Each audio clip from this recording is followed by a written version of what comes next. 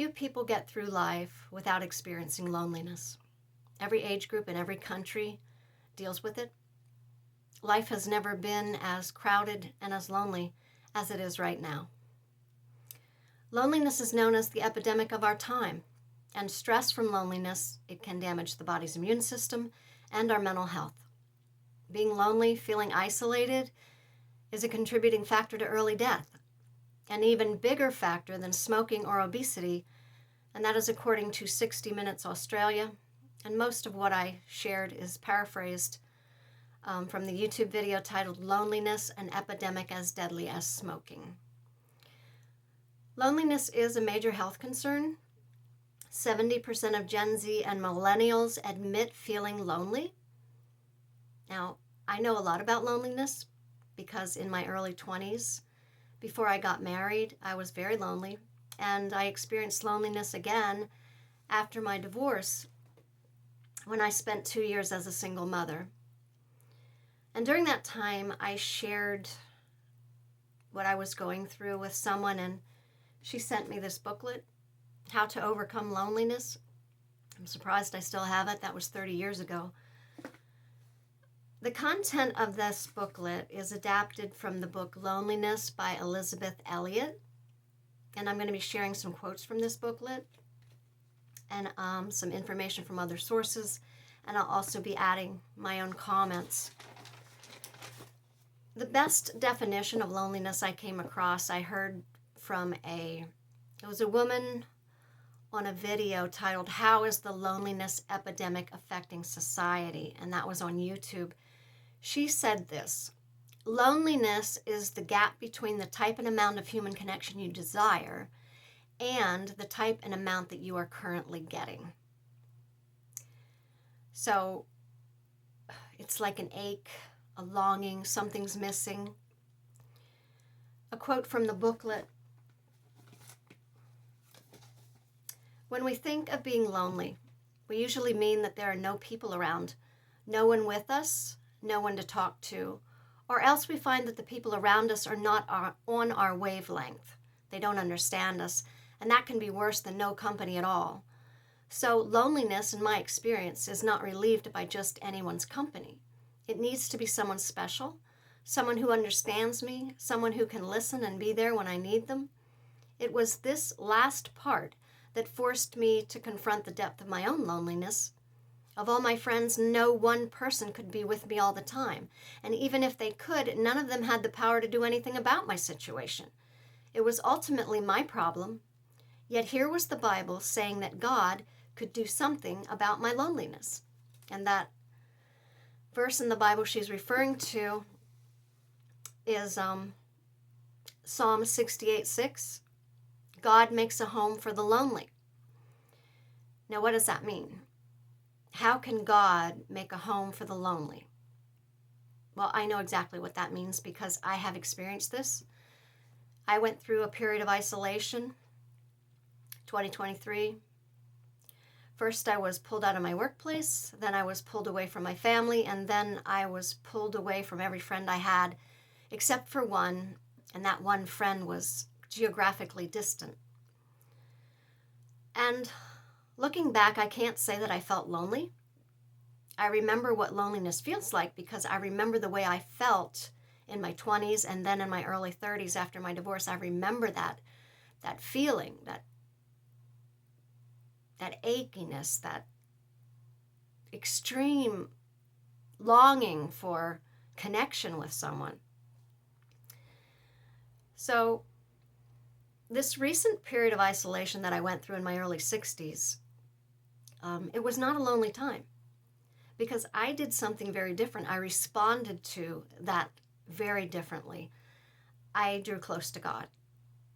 I spent time praying, talking to Him, worshiping, asking Him what I should do, reading my Bible, just talking to Him like He was a friend. And looking back, I see that recent isolation period as actually a blessing. It was a gift of solitude that led me to get to know the Lord in a way that I had never known Him before. It was the first time in my life that I developed a meaningful and consistent relationship with God. The booklet says God will enable us to turn loneliness into solitude and solitude into prayer. He can turn loneliness into beauty for us, for others, and for himself. The reason why I was so lonely in my younger days was because I had my own agenda. I wanted God to do something about my loneliness. I thought there was only one solution to feeling lonely, and it did not include God, other than asking him to help me out. Back then I would say an occasional prayer when I needed something, but I did not have a daily, consistent relationship with the Lord. I did not talk to him every day. I did not even think about him every day. The booklet says, the heart with no agenda but God's is the heart at leisure from itself. Its emptiness is filled with the love of God. Its solitude can be turned into a prayer. I think that one sentence is really deep. The heart with no agenda but God's is the heart at leisure from itself. And I think that means the heart that completely surrenders its circumstances to God is like a freedom. You're no longer in that state of anxiety. You completely let it go and completely trust that God's going to work it out. And there is such a freedom in that. You don't walk around with that ache, longing anymore because you're relaxed, you're trusting, and you can get on with your life. During my times of loneliness in my younger days, I did not see solitude as a gift. I didn't see it as something to joyfully accept at all. I didn't see it as an opportunity to grow close to God. And I didn't realize how God will find ways to relieve my loneliness if I just surrender that problem to him. A quote from the booklet. Through the last year, I have come to know the reality of a much bigger family than my own natural family. My larger family are those who also know Christ in an intimate way. They are the ones who have listened to my cries and at the same time encouraged me to consider issues larger than myself. They are the ones whom God has used not only to relieve my loneliness, but to deepen my love for the kingdom. As I find my place of service within the community of God's people, there is little time left to be lonely. If you're lonely right now, take your loneliness to God and let him fill your heart with his love, and then watch as he brings encouragement into your life. This video is him encouraging you. He is offering an answer to your loneliness right now. This is not by accident that you're seeing this. And if you don't think that God can use YouTube to encourage people, well, I have a whole community of YouTubers to introduce you to, because they are the ones who got me through a period of brokenness, despair. They gave me strength. They gave me hope that things would get better. They gave me encouragement, something I desperately needed. And I'm going to name them. I hope that at least a few of them come across this video and realize how much they helped me. Christy Jesse, Roxanne Speed, Shannon Wells, Evangelist Sarah, Bella Bashan, Chris Reese. These are just some. There's a whole list, but these are just some of the people who brought hope and encouragement into my life when I felt shattered and isolated. God led them to me through YouTube, and if, YouTube can't cure your loneliness. I was just sharing how it can be a great source of encouragement. I believe God is using YouTube mightily right now.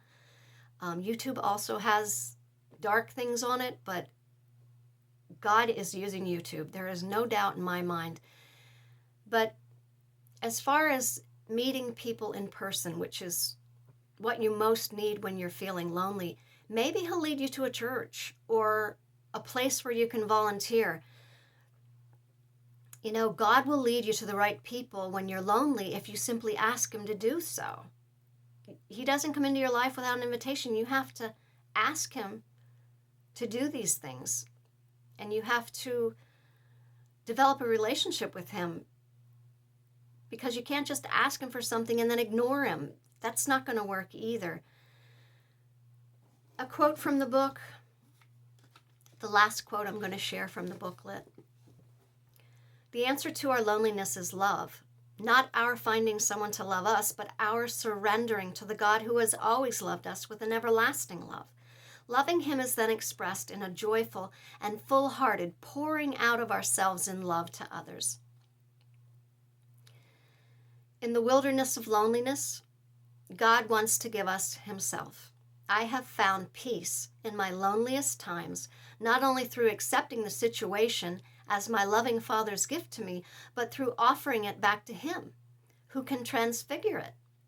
Wilderness into a watered garden, my little death into life for others. The key is surrendering myself and my agenda to him and his, embracing his fierce and tender love. In the video that I mentioned, 60 Minutes Australia, the video by 60 Minutes Australia, that YouTube video that I mentioned earlier, William Shatner, who played Captain Kirk on Star Trek, he shared his experience with loneliness, and he had this advice, very simple advice. He said, do something for somebody. That was his advice for if you're feeling lonely. And then another woman in that video who was helped by her community when she went through breast cancer, after having that experience, she had this advice: if everyone found their community, make an effort to form your own community, whether it's your neighborhood or your school group. Take a vested interest in all the people in it, and you won't be as lonely.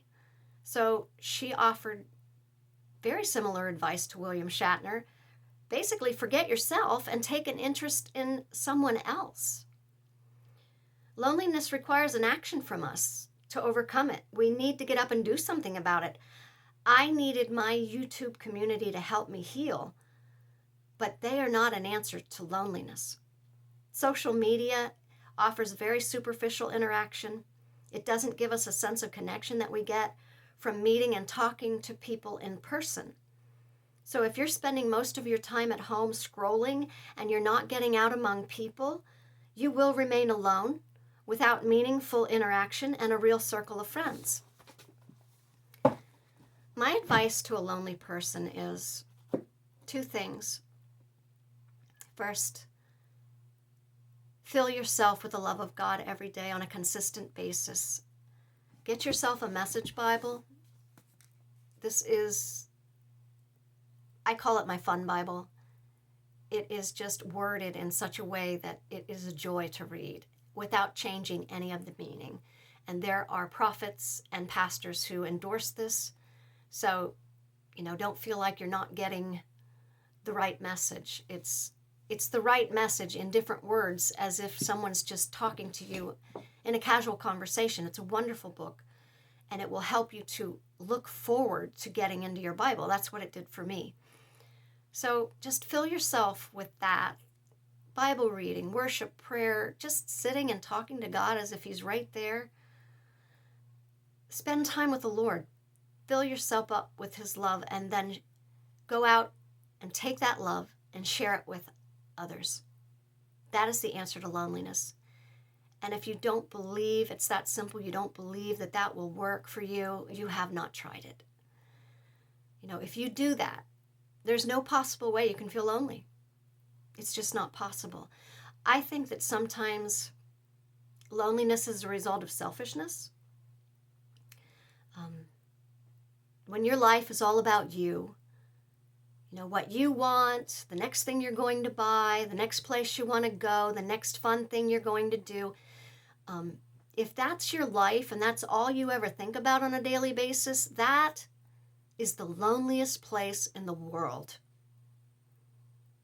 Because you were put here by God, and he had a plan for you. His plan was for you to draw close to him and to be a blessing to others. And if you're not fulfilling that purpose, there's no way that you can feel any kind of good.